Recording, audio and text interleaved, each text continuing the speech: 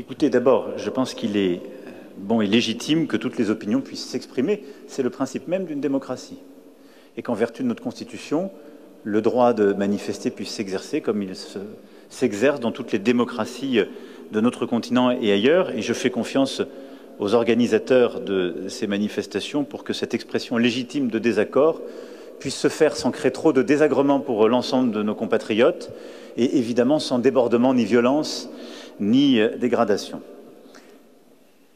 Je pense qu'il y a, comme vous le dites, dans une démocratie des règles et un bon fonctionnement. Il faut que les choses soient dites au moment où les choix démocratiques sont faits. Et à l'élection présidentielle qui s'est tenue, somme toute, il n'y a que quelques mois, et aux élections législatives qui ne se sont tenues, y compris qu'il y a quelques mois, les choses ont été dites clairement. Elles ont ensuite été négociées dans un temps que nous avons laissé avec les forces syndicales et patronales.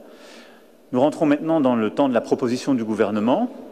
Elle va donner lieu à un travail démocratique parlementaire qui permettra à toutes les forces politiques, à l'Assemblée et au Sénat, de s'exprimer, d'enrichir le projet et de pouvoir aller au terme d'une réforme qui est une réforme qui a donc été démocratiquement présentée, validée, qui est une réforme surtout juste et responsable.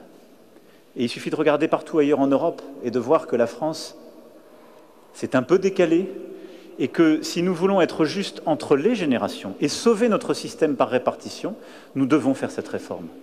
Dans des pays qui vivent de plus en plus longtemps, où nous avons créé des systèmes justes et forts qui reposent sur l'égalité entre les générations, à des moments où vous avez de moins en moins d'actifs et de plus en plus de retraités, si vous voulez que le pacte entre les générations soit juste, il faut procéder à cette réforme. Et donc nous le ferons avec respect, esprit de dialogue, mais détermination et esprit de responsabilité.